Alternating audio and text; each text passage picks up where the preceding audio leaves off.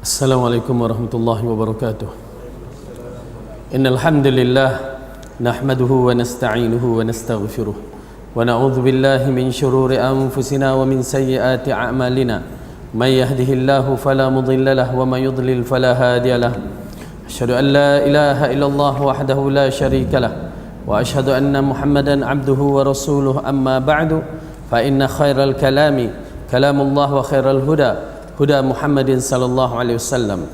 Syarrul umuri muhdatsatuha wa kullu muhdatsatin bid'ah wa kullu bid'atin dhalalah wa kullu dhalalatin finnar. Alhamdulillah, kita rafa'kan syukur kita kepada Allah Subhanahu wa taala yang mengumpulkan kita pada hari ini, yang menjadikan kita hamba-hambanya yang masih lagi diberikan kekuatan, kesihatan, kelapangan masa untuk hadir dalam majlis ilmu, majlis yang terbaik, majlis yang dijanjikan bagi penuntut-penuntut yang ingin mencari kebenaran akan mendapat kemudahan jalan menuju ke syurga, dan mudah-mudahan Allah mempermudahkan bagi kita semua jalan ke syurga. Amin ya rabbal alamin. Dan kita masih lagi di dalam adab berkaitan dengan adab majlis, ada adab kesopanan dalam majlis dan duduk bersama sahabat-sahabat. Maka pada pelajaran yang lepas kita telah membicarakan tidak dibenarkan kita duduk tanpa mendapat keizinan daripada orang yang telah duduk dahulu. Maka adab-adab itu perlu dipraktikalkan supaya ianya bersesuaian dengan fitrah manusia yang suka tidak diganggu dan juga suka meminta izin ataupun beradab dengan orang-orang yang lain. Jadi hadis yang berikutnya, hadis yang ke-6 yang kita katakan hadis itu bertaraf dhaif. Maka kita terus masuk hadis yang ke-7. Wa an Abi Sa'id al-Khudri radhiyallahu anhu qala sami'tu Rasulullah sallallahu alaihi wasallam yaqul khairul majalis awsa'uha, rawahu Abu Dawud bi isnadin sahih ala syart al-Bukhari. Dari Abu Sa'id al-Khudri radhiyallahu anhu katanya, aku mendengar Rasulullah sallallahu alaihi wasallam bersabda, sebaik-baik tempat duduk yakni majlis ialah tempat yang luas ruangannya. Maksud di sini ialah tempat yang di mana diberikan laluan duduk dengan orang-orang yang lain. Bukan maksudnya ruang luas macam ni kita main duduk sana sini, tak. Tetapi sebenarnya tempat yang mana bila kita duduk tu kita memberikan ruang orang lain duduk sama-sama kita. Oleh kerana tu bila kita melakukan solat, kalau kita menyaksikan solat Rasulullah sallallahu alaihi wasallam waktu mendirikan saf yang kita lakukan tu, kadang-kadang kita cuba melakukan saf yang sebaik-baik mungkin mengikut cara Rasulullah sallallahu alaihi wasallam. Tapi orang tak suka. Sebab apa? Sempitlah kamu, pergilah jauh sikit kan. Itu tabiat kita yang kita lupa bahawa saf yang kita lakukan adalah seperti saf para malaikat yang berada di atas langit sana. Yang Rasulullah isyaratkan perbuatan-perbuatan kita ini adalah perbuatan para malaikat yang berada di atas langit sana. Solat sifat yang dilakukan oleh para malaikat. Sehingga kan Rasulullah mengarahkan kita melakukan saf seperti mana yang dilakukan oleh saf para malaikat. Okey, ambil perhatian. Mungkin ianya satu benda yang baru bagi mereka yang baru. Tetapi bagi mereka yang ingin mengikut cara Rasulullah sallallahu alaihi wasallam melakukan solat, pada setiap kelakuan kita di dalam solat, bukan dalam solat permulaan kita datang sampai berakhirnya solat tu, jika kita mengikut cara Rasulullah sallallahu alaihi wasallam, kita akan mendapat pahala. Apatah lagi Rasulullah mengatakan sallu kama raaitumuni usalli, sembahyanglah kamu seperti mana kamu melihat aku sembahyang. Kita tak lihat, tetapi di dalam hadis memperincikan sifat-sifat solat yang mana Rasulullah sallallahu alaihi wasallam lakukan. Jadi di antara sifat-sifat solat yang Rasulullah sallallahu alaihi wasallam lakukan sewaktu samakan saf dalam mendirikan sembahyang tu, dia katakan saw sufufakum, betulkan saf-saf kamu, susunkan saf-saf kamu, luruskan. Al-katif bil katif, al-qadam bil qadam, kaki dengan kaki dan bahu dengan bahu. Kita rimah apa ni punya luahnya tempat, pergilah sana sikit, amboi. ya, sedangkan kita cuba mengikut cara Rasulullah sallallahu alaihi wasallam. Rasulullah kata la takhtalif, jangan kamu berselisih, fatakhtalifa qulubukum, maka jika kamu berselisih, ya, saf tak sama, susunan tak sama, maka hati kamu pun akan tak sama. Itu yang kita bercakap antara satu sama lain, berselisih. Kemudian Rasulullah sallallahu alaihi wasallam mengisyaratkan kenapa kaki dengan kaki kita kena-kenakan. Ya, mungkinlah masyarakat kita di Malaysia terutamanya kaum perempuan mengatakan, kan kita bila solat kita lakukan perempuan dia rapat kaki dianya. Ya, dia seorang tu rapatkan kaki, bukan rapat dengan kaki orang lain. Ya, maksud di sini kaki si fulan dirapatkan dengan si fulan. Ya, bertembung antara kaki kanan dengan kaki kiri kawan dia. Rapatkan kena.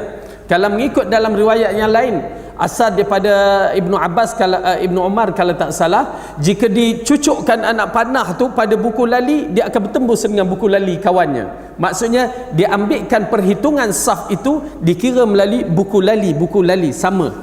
Ya, seolah-olah cucuk buku lali dia ni, buku lali kawan dia kena. Begitulah kedudukan saf yang disusun oleh para sahabat ataupun Rasulullah sallallahu alaihi wasallam. Kerana Rasulullah mengatakan bahawa aku melihat seolah Allah, ya, aku melihat syaitan duduk di celah-celah saf yang tidak rapat tu, di celah-celah kaki antara kaki. Ini persoalan gaib yang kita sukar untuk membicaranya. Hanya iman yang akan membicaranya.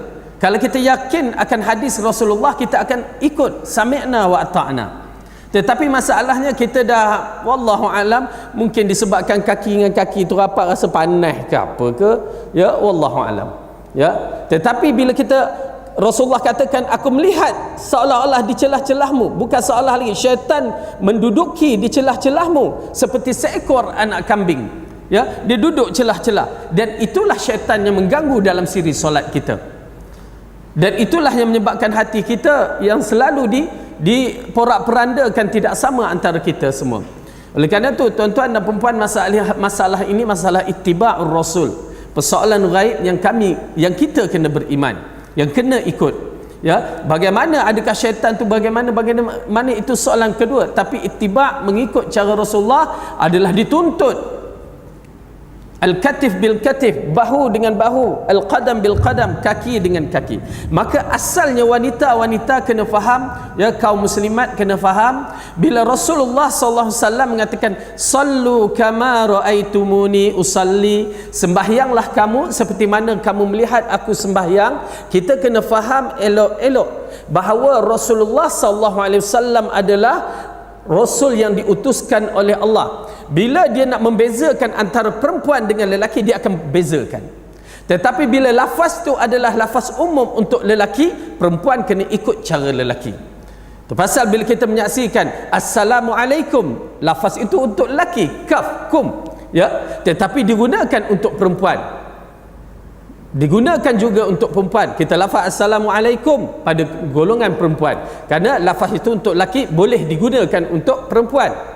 Tetapi kalau lafaz untuk perempuan, dia tak akan guna untuk lelaki. Okay? Jadi bila Rasulullah kata sallu, fi'il amar yang mengarahkan kita lakukan solat secara aku, lelaki dan perempuan sama je konsepnya, tidak ada bezanya.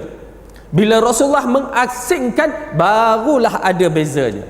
Misalnya Rasulullah mengasingkan bagi kaum lelaki waktu nak melakukan umrah ataupun haji, maka pakaian yang ditetapkan, maka dikatakan si lelaki kena pakai dua pakaian, ya, rida, kain dengan pakaian yang menutup di atas tanpa kain-kain yang lain, diperincikan.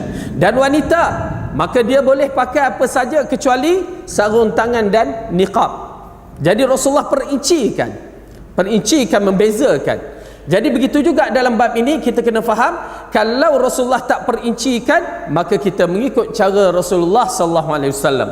Cuma mereka mengatakan ada dalam, ya, di dalam mazhab Syafi'i yang membezakan. Kita mengatakan qaulu Rasulullah, maka itulah yang terbaik. Bab kata Imam Syafi'i, idza sahal hadis fahuwa mazhabi, jika hadis itu sahih, itulah ikutan aku. Maka begitu kedudukannya. Jadi perempuan berdiri seperti lelaki berdiri. ya, tidak merapatkan kaki waktu solat. Tetapi ingat, bagi kaum lelaki kadang-kadang dia pun rasa rimah juga, ya, mentang-mentang badan dia subhanallah agak besar sikit. Dah ustaz berdiri ni, ya, jadi dia rasa badan dia besar sikit, ya, dia nak kangkang besar sikit. Okey, cara berdiri adalah sesuai dengan dia punya berdiri itu. Maksud dia selesa tak? Okey, selesa beginilah dia berdiri waktu solat, selesa. Okey, kalau dia rasa tak selesa, selesakan. Okey, tapi rasanya kalau macam ni rasa tak selesa tu kan, besar sangat kangkangnya. Okey, selesa. Okey, selesa. Jadi kena rapatkan kaki, ya, rapatkan kaki. Bila seorang tu hamba Allah meh Syekh,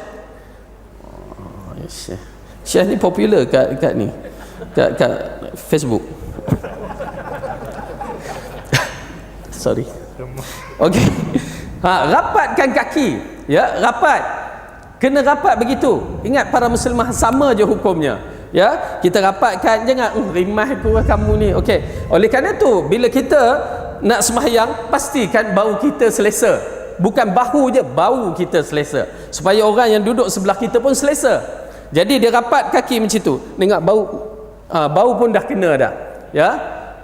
Okey, begitu kedudukannya. Tetapi ingat, kadang-kadang orang tak faham.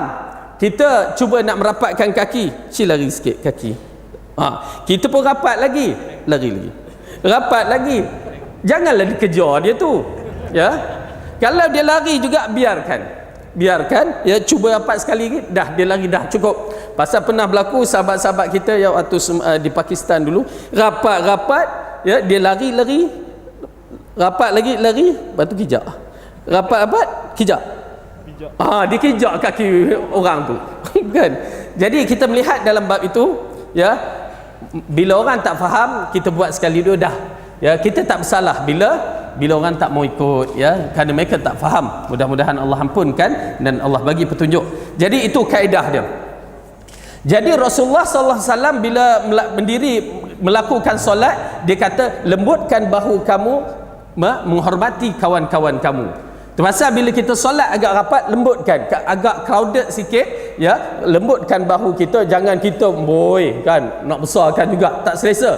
Itu yang jadi sujud tu, bong kata dia kembangnya, nak ikut sunnah kan, habis semua tercampak.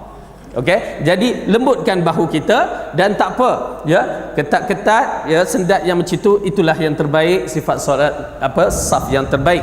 Jadi di dalam ini Rasulullah dalam hadis yang diriwayatkan Abu Sa'id Al-Khudri, maksudnya yang mana sebaik-baik tempat duduk, yakni ialah majlis yang lebar, terluas ruangannya. Ruangan, bila orang datang kita bagi ruang untuk duduk, bila orang datang ruang untuk duduk. Kaedah menuntut ilmu begitu, ya. Paling baik di antara mereka ialah mereka paling rapat, dan mereka begitu rapat bersama Rasulullah sallallahu alaihi wasallam. Baik, hadis ini diriwayatkan oleh Imam Abu Daud dengan isnad yang sahih menurut syarat Imam Asy-Syafi'i.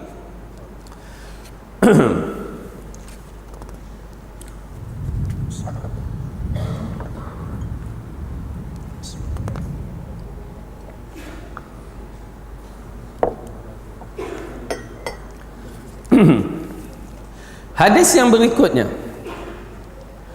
An Abi Hurairah radhiyallahu anhu qala Rasulullah sallallahu alaihi wasallam, man jalasa fi majlisin fakathura fihi lughatuhu faqala qabla an yaquma min majlisihi dhalika subhanakallahumma wa bihamdika ashhadu an la ilaha illa anta astaghfiruka wa atubu ilaik illa ghufira lahu ma kana fi majlisihi dhalika, rawahu Tirmidzi wa qala hadisun hasanun sahih.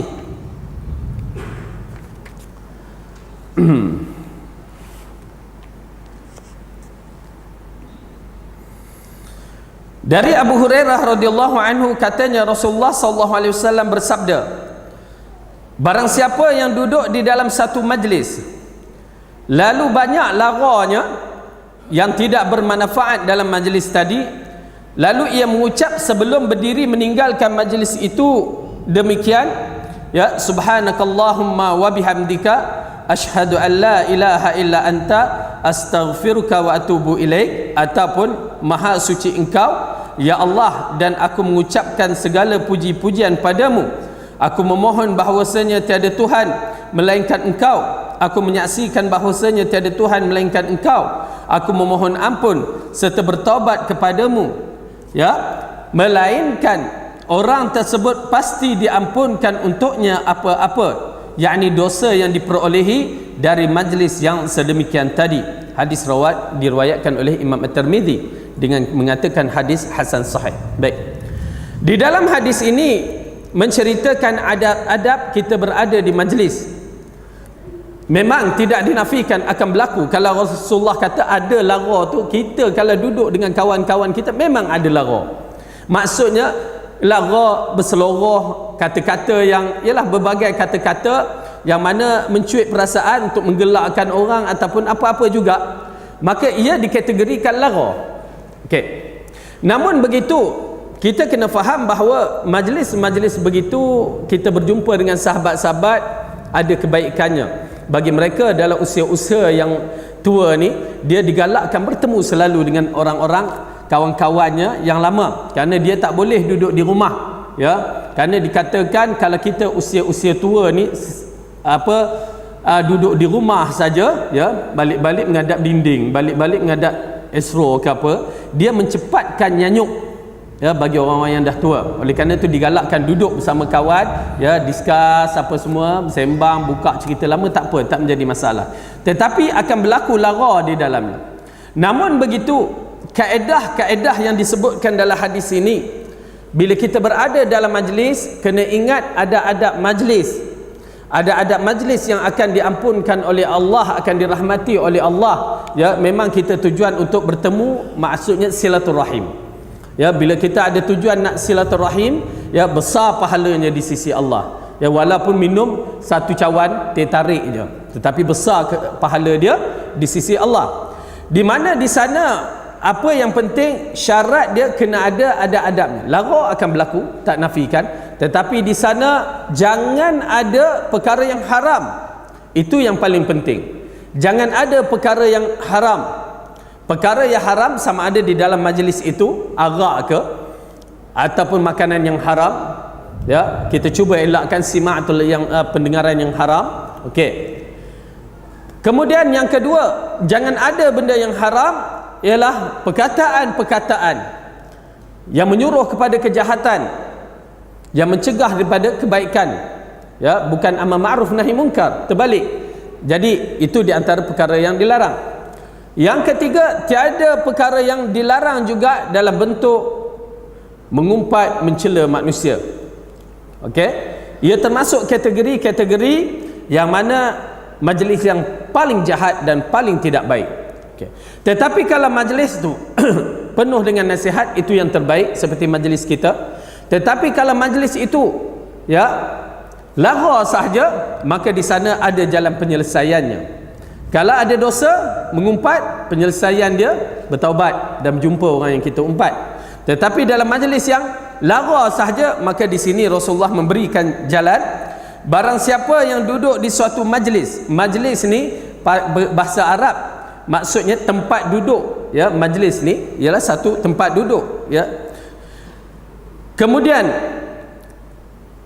lalu banyak sendeguraunya yang tidak bermanfaat dalam majlis tadi, ya. Lalu ia mengucapkan sebelum berdiri meninggalkan majlis itu demikian.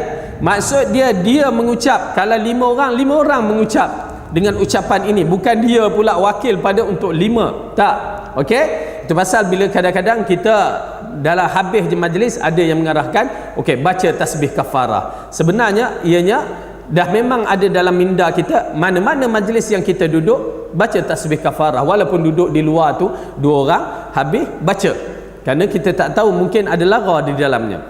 Maka hadis ini menjelaskan, lalu ia mengucapkan sebelum berdiri meninggalkan majlis tersebut, yakni subhanakallahumma wa bihamdika, maha suci engkau ya Allah, dan aku mengucapkan segala pujian untukmu, ya, dengan kalimah memuji Allah. Asyhadu an la ilaha illa anta, aku menyaksikan bahawa tiada Tuhan yang melainkan engkau. Astaghfiruka, aku memohon kepada engkau, yakni bertaubat, wa atubu ilaik, dan bertaubat padamu. Hanya ucap itu je. Subhanakallahumma wa bihamdika asyhadu an la ilaha illa anta astaghfiruka wa atubu ilaik. Tasbih kafarah, bukan kifarah, kafarah. Okey, tasbih kafarah ia merupakan penutup bagi majlis. Okey, yang akan mengampunkan, Allah akan ampunkan dosa-dosa kita jika ada yang terlara. Jadi dalam hadis yang dikatakan ini, diampunkan untuknya apa-apa yang dosa yang diperolehi dari majlis yang sedemikian tadi. Dosa-dosa kecil, ingat tu, dosa-dosa kecil, dosa lara kita. Tetapi dosa besar mengumpat, dia takkan hilang. Ingat tuan-tuan dan perempuan, walaupun majlis ini majlis agama, dia takkan lari jika seorang tu buka nama-nama peribadi, maka dia akan menjadi bukan majlis agama, majlis mengumpat, mencela manusia. Maka hukumnya jangan duduk di majlis tersebut. Satu nasihat kepada pencinta Al-Quran dan As-Sunnah, kalau majlis itu majlis bunyinya majlis agama, tetapi dia berbicara peribadi-peribadi manusia, ya, dengan cara yang tak betul, ya, mengumpat dan mencela, maka di sana saya mengatakan majlis itu bukan lagi dinamakan majlis yang bermanfaat. Majlis itu majlis penuh dengan dosa. Keluar dari majlis itu bagi orang yang faham Quran dan Sunnah. Kerana mengumpat dan mencela walaupun dalam majlis agama tidak dibenarkan oleh syarak, haram hukumnya. Ya, baik. Ya, enam. Kalau celaan secara umum tidak menyebutkan pribadi, mungkin tidak mengapa. Tetapi bila mengkhususkan pribadi itu yang menjadi masalah, dikeluarkan, sebutkan nama, diumpatkan, tak kira siapa juga pribadi yang kita nampak, ianya tidak boleh digunakan dalam siri bercakap tentang pribadi manusia. Okey, maka tinggalkan majlis tersebut. Baik, jadi ini di antara perkara yang kita lihat, ada adab kita waktu berada di dalam majlis tasbih kafarah. Dan kadang-kadang kita mendengar orang baca tasbih kafarah dan juga surah Al-As. Ya, surah Al-As yang saya saksikan di dalam beberapa hadis, ia merupakan hadis dhaif. Ya, tidak ada surah Al-As, ya, ada tasbih kafarah. Ya.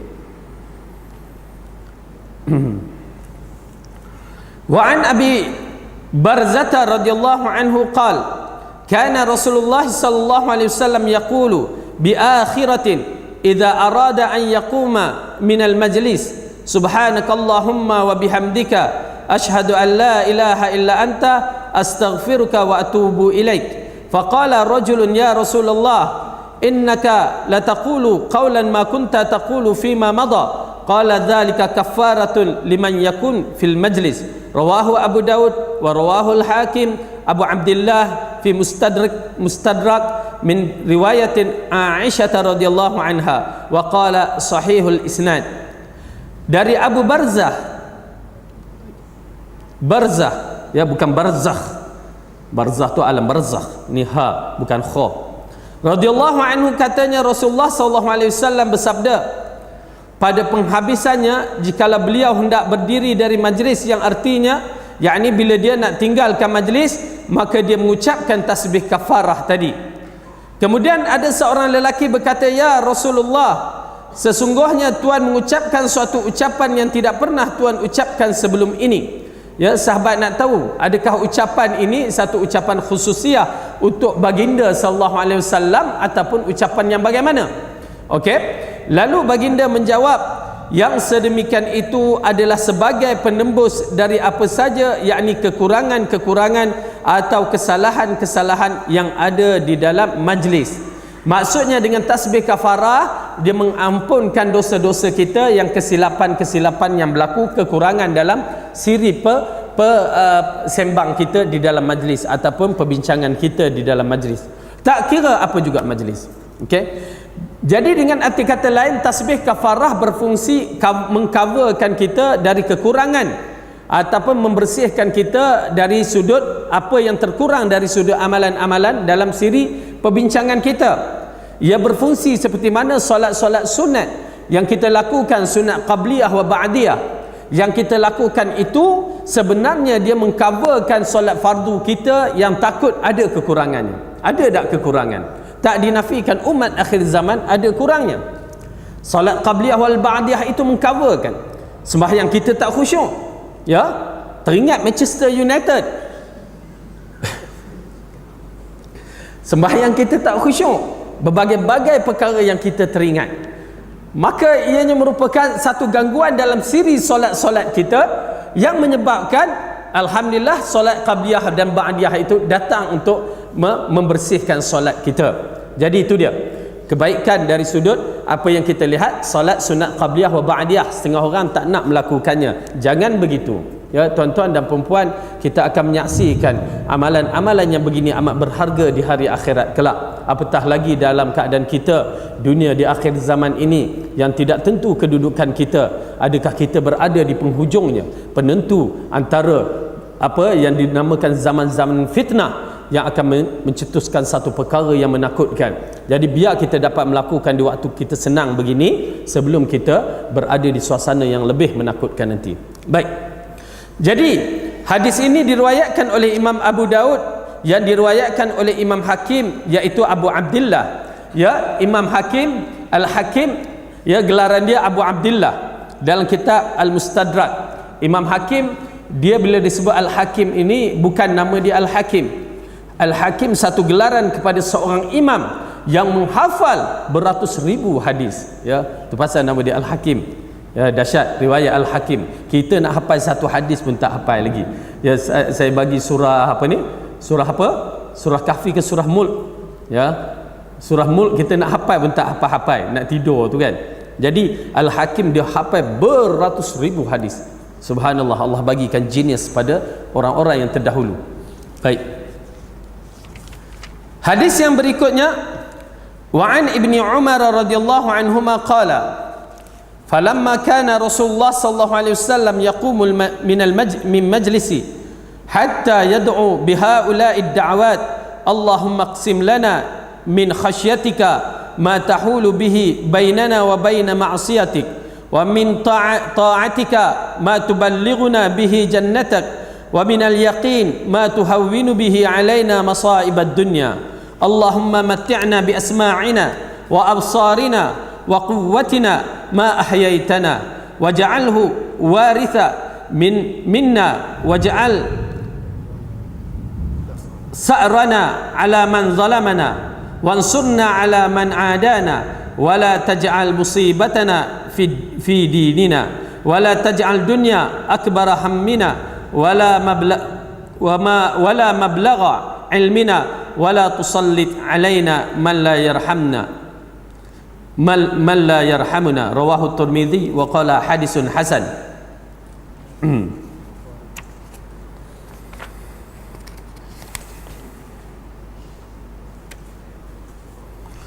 Dari Ibnu Umar radhiyallahu anhuma katanya jarang sekali Rasulullah sallallahu alaihi wasallam berdiri meninggalkan suatu majlis sehingga lebih dulu baginda berdoa dengan doa di bawah ini, ya, doa yang dibaca. Kat mana kita selalu dengar doa ni? Doa qunut yang dibaca oleh imam-imam yang kita dengar dalam kalau tarawih di Masjidil Haram biasa. Kalau tarawih di Masjid Malaysia tak biasa. Okey. Kunut di Malaysia, kunut yang kita baca kunut waktu subuh tu, ya. Tetapi kunut ini termasuk dibaca dalam siri solat-solat tarawih, ya, solat witir dibaca, dan kita tengok apakah maksudnya.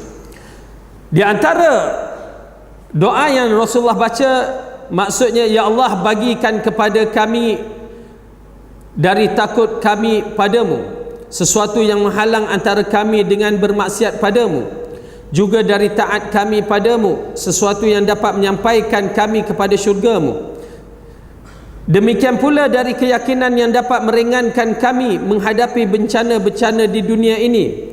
Ya Allah, berikanlah kenikmatan kepada kami dengan adanya pendengaran, penglihatan dan kekuatan kita selama Engkau masih menghidupkan kami, dan jadikanlah semua ini sebagai yang tertinggal dari kami, yakni sampai di akhir hayat hendaklah masih dapat digunakan sebaik-baiknya. Jadikanlah pembalasan kami itu tertuju kepada orang-orang yang menginaya kepada kami, Berilah kami pertolongan kepada orang-orang yang musuhi kami, dan janganlah dijadikan bencana kami ini menimpa agama kami.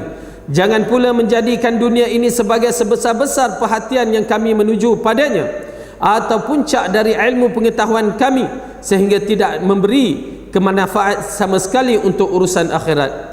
Demikian pula janganlah memberikan kekuasaan untuk memerintah kami kepada orang yang tidak belas kasihan kepada kami. Masya Allah, ini di antara doa-doa yang kita dituntut. Banyak manfaat kalau kita lihat makna-maknanya, yang mana kita berdoa kepada Allah tentang takut perkara-perkara yang menghalangkan kita, ya, daripada kita mengabdikan kepada Allah dengan secara sebenar-benarnya.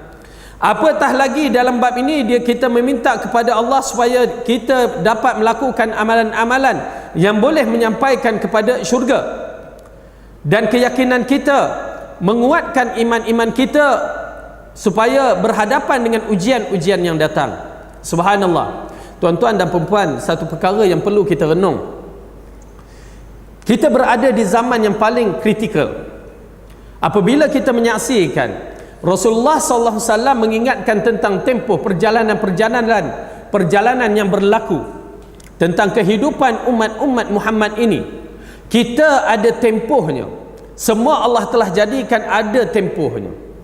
Dan tempoh ini perlu ambil perhatian macam usia kita. Usia kita ini berperingkat-peringkat sampai tempohnya umur umat Muhammad 60 ke 70 tahun. Dan ianya bukan satu perkara main-mainan. Bagi mereka yang sedang menuju ke arah umur yang begitu, bukan main-mainan. Dengan arti kata lain, kita akan mati. Itu yang kita bicarakan.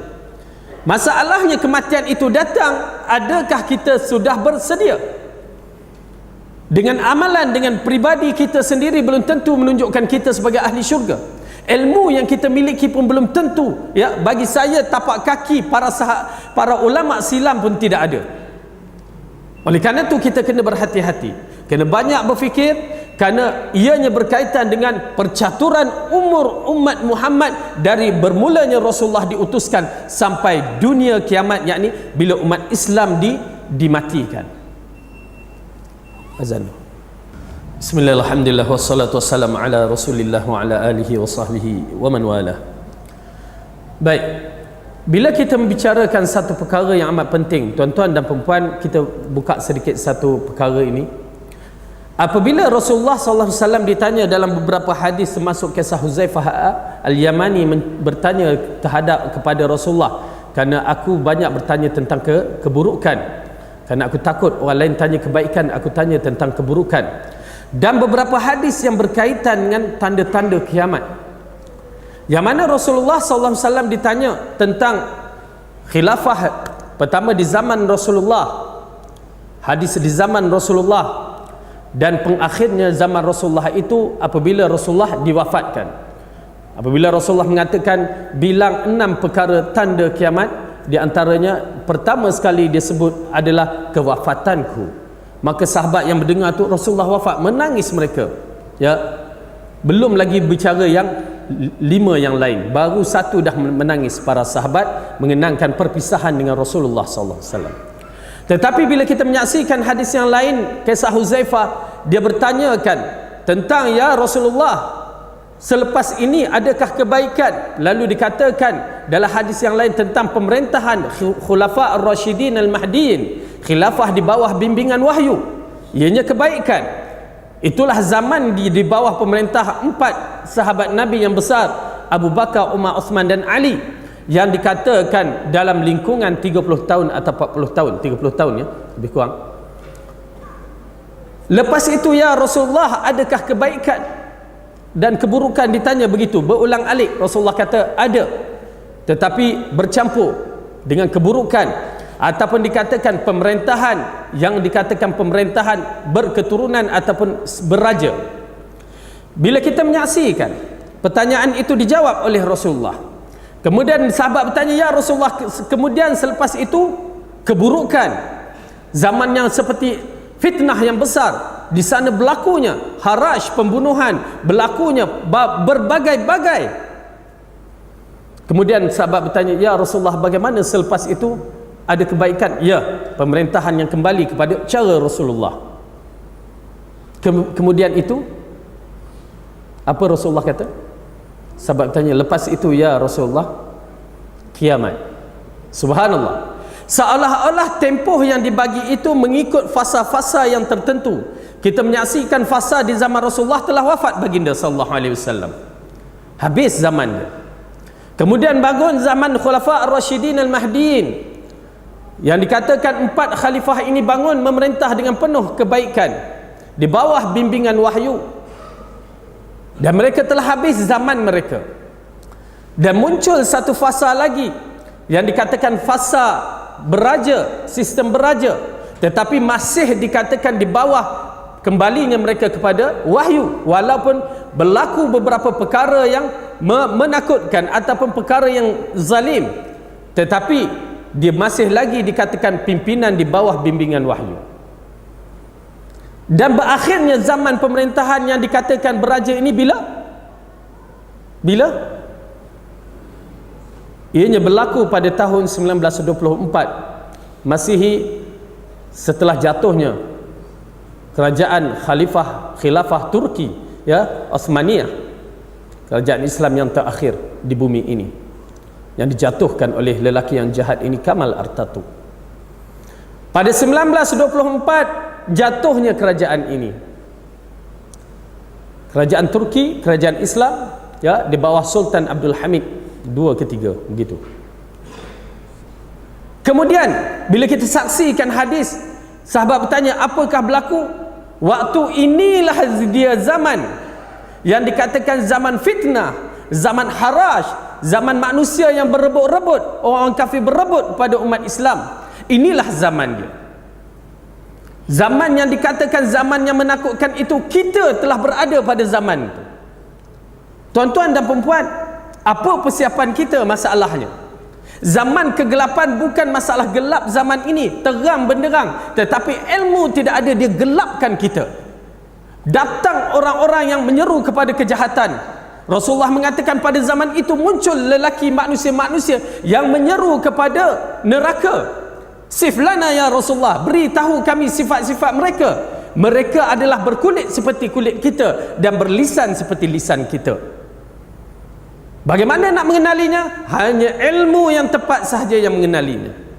Oleh kerana itu tuan-tuan dan perempuan, benda ini bukan main-mainan. Zaman ini memerlukan kekuatan ilmu yang tepat, memerlukan kekuatan ilmu untuk membezakan. Kita pergi belajar, tiba-tiba dia anak murid kepada Syiah. Bayangkan, anak murid kepada Ahbas Syiah, ya, bertopengkan sunnah.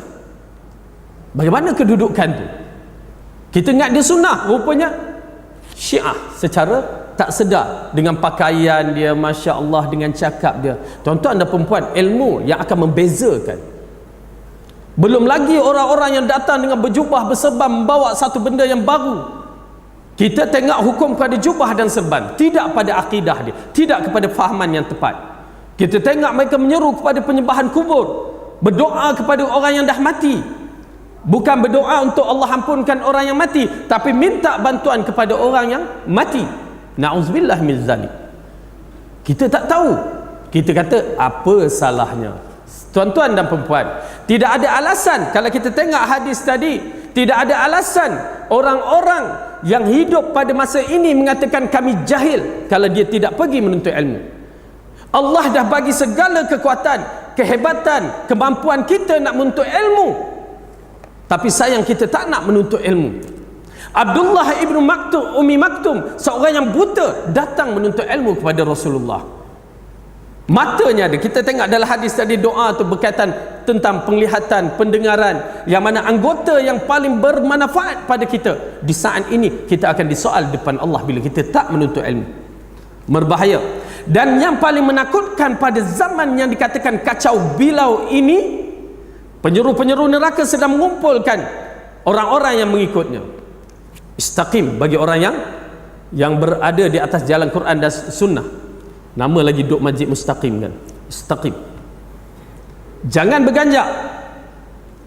Istaqim. Teruskan menuntut ilmu pada orang-orang yang dipercayai sebagai membawa risalah sunnah.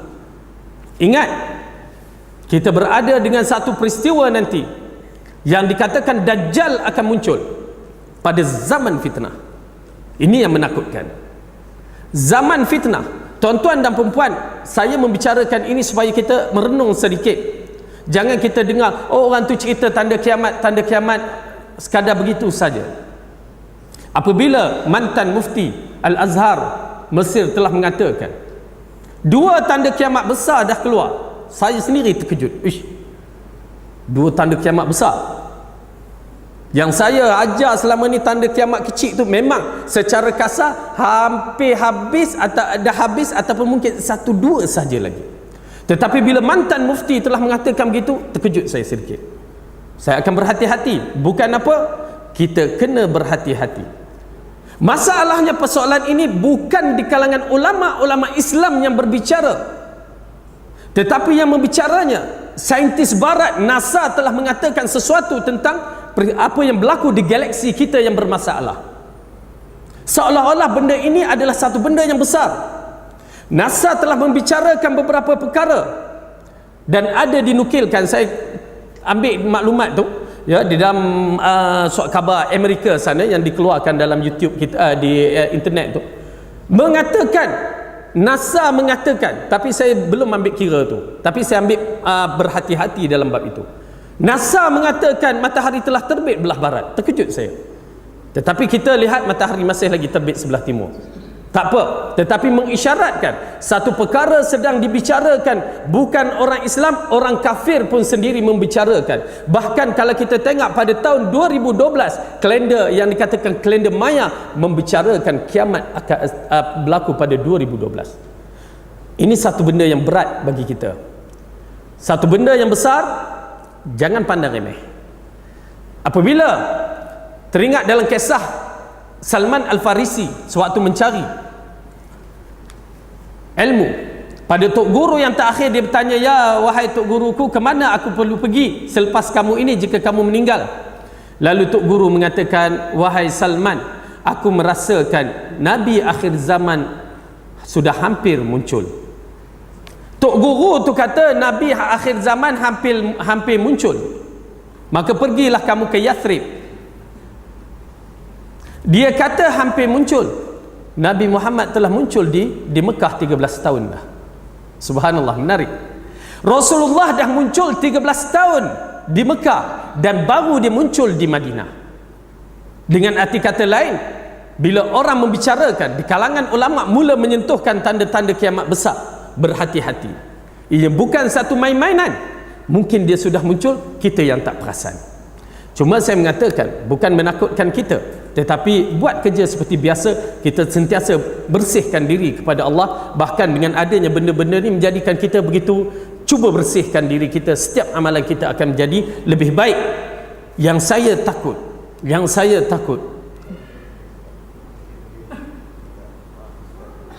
6.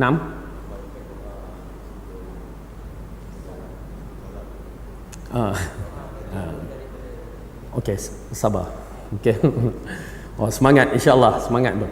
Yang penting, paling saya takut bangun pagi esok matahari dah terbit sebelah barat. Tu je yang paling takut. Kenapa? Bila seorang tu matahari telah terbit sebelah barat, nak beristighfar, nak bertaubat, amalan baik sudah tidak diterima oleh Allah. Oleh kerana itu kita masih hidup, masih bernyawa, lakukan.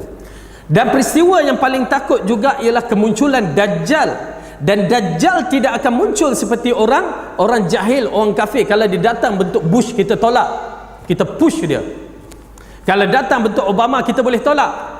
Tetapi kalau dia datang dalam bentuk Syekh, Tok Syekh, datang dengan serban jubah, datang dengan hujah-hujah Islam, saya mengatakan seperti mana Rasulullah SAW mengatakan, ya, jika aku hidup, aku yang akan berdebat, berhujah dengan dia. Hujah, bukan berperang, berhujah dengan dia. Tetapi jika aku mati, aku tiada, kamulah berhujah dengan dia. Maksud berhujah, adakan diri kita dengan ilmu yang tepat. Maksudnya, jaga diri kita dengan ilmu yang tepat, Al-Quran dan As-Sunnah secara fahaman 3 kurun yang terbaik. Itu je. Dan betulkan akidah. Kerana Dajjal bermain dalam lingkungan akidah. Kita kenali Dajjal dengan akidah. Kita tak kenal Dajjal dengan amalan-amalan. Amalan dia hebat, tetapi kita kenal dia tak betul dari sudut akidah. Tuan-tuan dan perempuan yang kita saksikan kiri kanan kita yang semenjak-menjak ni yang begitu hebat, tuan-tuan dan perempuan tengok dari sudut apa? Kami menengok seperti mana Imam Syafi'i arahkan, tengok dari sudut akidah dia. Kita tengok, oh bercanggah. Oleh kerana itu kita kena ada akidah ahli sunnah wal jamaah, cara Rasulullah sallallahu alaihi wasallam, para sahabat dan 3 kurun yang terbaik, baru kita kenal siapakah mereka. Penting. Oleh kerana itu di antara amalan-amalan penyelamat kita daripada dajjal, paling simple ya, berdoa kepada Allah. Dan Rasulullah memberikan doa itu seperti yang warid dalam hadis, doa sebelum salam lepas tahiyat tu, innaka Hamidum Majid, ada doa dia. Kalau tak boleh tu tak apa, berdoa, ya Allah lindungkan aku dari dajjal, lindungkan aku dari dajjal, dari fitnah dajjal. Dan kedua, hafal 10 ayat ataupun baca 10 ayat awal surah Al-Kahfi, ataupun dalam riwayat yang lain 10 ayat akhir dalam surah Al-Kahfi. Yang ketiga, mantapkan ilmu kita, terutamanya ilmu akidah. Ya tuan-tuan dan perempuan, nafsi sekarang kita berada dalam percaturan yang sengit, kita akan bertemu dengan Allah. Kita takut dajjal muncul, ya Rasulullah kata, jika kamu mendengar dajjal muncul, jauhkan diri kamu, jangan pergi nak tengok mana rupa dajjal. Tak, Rasulullah kata jauhkan. Jangan kata apa salahnya, pak buka TV nak tengok dajjal, jauhkan.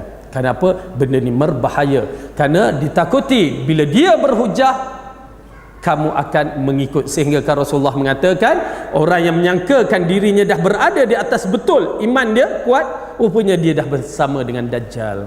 Na'udzubillah min dzalik. Minta lindung pada Allah dari kejahatan diri kita, dan minta lindung pada Allah dari kejahatan dajjal, dan minta Allah selamatkan kita semua dari fitnah dajjal dan fitnah akhir zaman.